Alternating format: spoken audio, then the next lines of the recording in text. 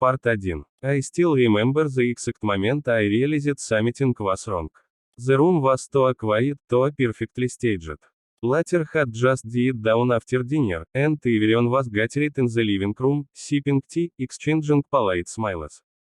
My future mother-in-law sat upright like a judge, while my future sister-in-law leaned casually against the armrest, watching me with a strange, knowing look. Then comes the accusation. My bra is missing, said, her voice trembling just enough to sound believable. It was right here, before dinner. Everyone froze. It wasn't just any bra. It was a family heirloom, gold, delicate, passed down through generations. I had heard the story twice already that evening. Maybe it fell somewhere. I offered gently. She shook her head, eyes darting, performing. No, I remember taking it off. It was here. Useless, paused, letting silence do the damage. Then turned toward them. Can we check your back? The words hit like a slap. For a second, I couldn't even respond. My face shifted uncomfortably but said nothing. That silence hurt more than the accusation. Why my back? I asked, trying to stay calm. Smiled, sweet, poisonous. Page, no reason. Just to be sure. You're new here, maybe a misunderstanding. A misunderstanding. I felt every eye in the room burn in them.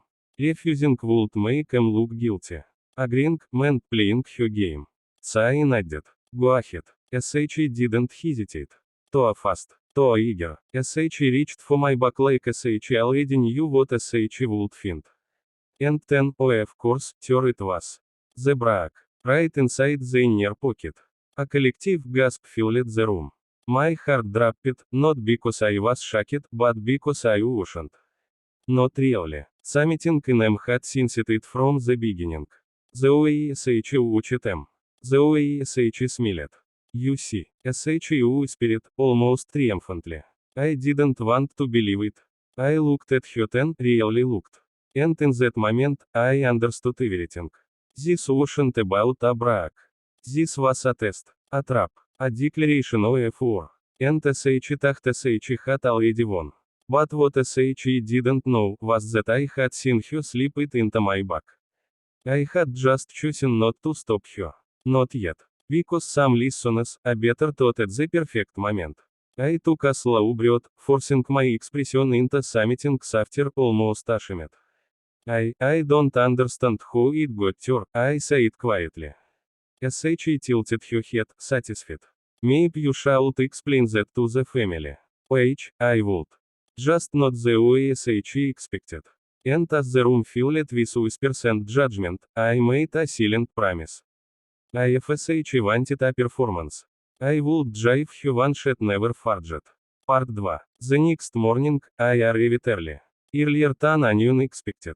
The house was still quiet, the air heavy with yesterday's tension. I greeted my future mother-in-law politely, as if nothing had happened. Responded stiffly, cold, distant. The damage had already been done. Or so I thought. I was thinking, I said gently, placing a small box on the table, maybe we should clear everything properly. For everyone's peace of mind. Frowned. What do you mean? Before I could answer, walked in, my future sister-in-law perfectly dressed, perfectly composed. But when something flickered in her eyes. Anna's. Surprise. Good. I brought something, I continued. A little surprise. Crossed her arms. Another explanation. Something like that. I opened the box slowly and pulled out a small device. A voice recorder. I wasn't sure it needed this, I said calmly, but something felt off yesterday. Her smile faltered. I pressed play. At first, there was only background noise, soft chatter, clinking dishes. Then, clear as daylight, her voice. Won't even notice. Just a second. A faint rustle. Let us see how innocent really is. The room went silent. Color drained from her face. No, said quickly, shaking her head. This is fake. You edited. I pressed another button. This time, it wasn't audio. It was video. From my phone. I had left it recording inside my bag. And your SHA was, on screen, reaching in, slipping the bra into the inner pocket, glancing around like a thief in her own home. The threat didn't just come out. It exploded. My future mother-in-law gasped, covering her mouth. My finest stepped forward, stunned. What is this? I didn't raise my voice. I didn't need to. SHA wanted to test him, I say it simply. Or me proving him. I'm not sure which. All eyes turned to her. SHA looked small now. Not dangerous. Not powerful. Just exposed. SHA stammered, searching for words that didn't exist. But I wasn't done. I stayed quiet yesterday, I continued, meeting her guess, because I wanted you to be absolutely certain. No debates. No excuses. I stepped closer, not aggressively, but firmly. You didn't just accuse him, I said softly. You tried to define who I am before I even had a chance to belong here. Silence. Heavy. Crushing. Then I turned to the others. I won't stay where trust is a game, I said. So now, you dictate what matters more. Lies, or truth. No one spoke. But they didn't have to. Because in that moment, the roles had reversed completely. SHA wasn't the one watching him anymore. Everyone was watching her. And as I picked up my bag and walked toward the door, I knew one thing for certain. SHA had planned a trap for him. But in the end, SHA was the one who got caught in it. Part 2 extended. The silence didn't just linger, it deepened, stretching into something unbearable, something that pressed against the walls and settled into every corner of the room. No one moved. The faint ticking of the clock suddenly sounded louder than anything else. Even the air felt heavier, as if it, too, was waiting for someone to speak. But no one did. Her lips parted slightly, like SHA wanted to say something, to defend herself, to twist the truth again, but nothing came out. For the first time since I had met her, SHA had no control over the situation. No script. No audience willing to believe her performance. My finesse finally broke the silence. Is this true? His voice was low, strained, not angry yet, but dangerously close. SHA shook her head quickly. It is not what it looks like. It looks very clear, he interrupted. That hurt her more than the evidence. Because doubt, real doubt, had entered his voice. And SHA wasn't used to that. SHA stepped toward him, reaching out as if SHA could still pull him back to her side. You know him. We would do something like that. I watched her carefully. Even now, SHA was trying to reshape reality, to make herself the victim again. But this time, it wasn't working.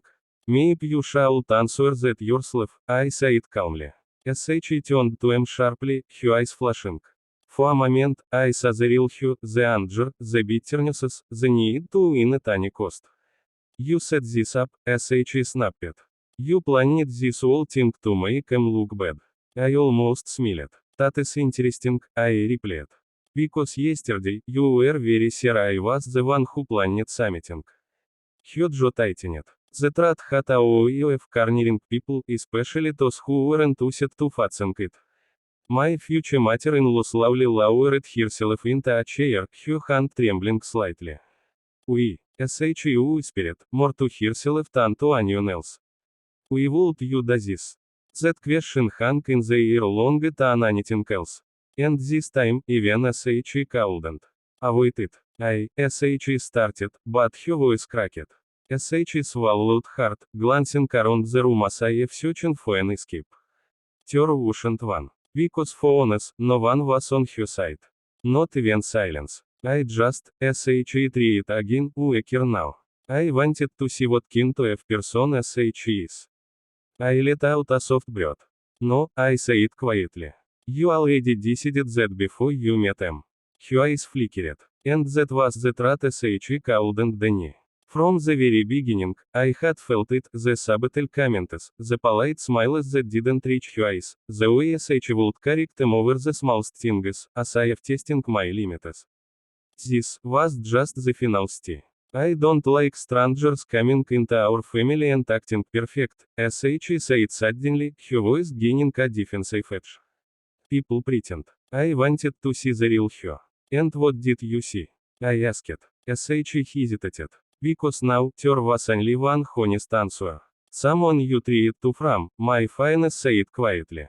That was it. That was the moment everything shifted completely. SH looked at him like SH didn't recognize him anymore. You're taking her side. SH asked, disbelief filling her voice. I'm taking the truth's side, he replied. Simple, final, and devastating. Her shoulders dropped slightly, as if something inside her had finally driven away. The confidence, the control, the certainty, it all slipped through her fingers in that moment. I didn't feel victorious. Not the way I thought I would. Because standing there, watching her unravel, I realized something unexpected. This wasn't just cruelty. It was insecurity. Deep, quiet, consuming insecurity. You thought I would take something from you, I said gently. Didn't you? SH didn't answer. But her silence confirmed everything. Your place in the family. Your importance. Your control, I continued. You weren't testing him. You were protecting yourself. Her eyes filled with tears, but not the kind that ask for forgiveness. The kind that come from being seen too clearly. Don't act like you understand them, SH muttered. I don't need to understand everything, I said. Just enough to know that what you did was wrong.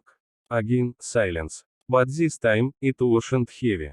It was settling. Like dust after a storm. My future mother-in-law stood up slowly, her expression firm now, no longer confused, no longer uncertain. You need to apologize, SH said. It wasn't a suggestion. It was a command. All eyes turned to her. For a moment, I thought SH would refuse. That SH would hold on to her pride, even now. But something in her had shifted to a. Maybe it was the evidence. Maybe it was the isolation. Or maybe it was the realization that SH had gone too off this time. I'm sorry, SH said quietly. The words felt strange coming from her. Unnatural. But they were true. Still, I didn't respond immediately. Because apologies don't erase intentions. I appreciate that, I said after a moment.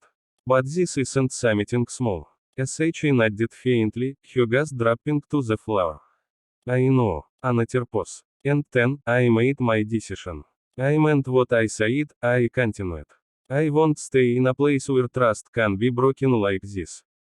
My finest stepped closer. Wait. I raised my hand slightly, stopping him, not harshly, but firmly.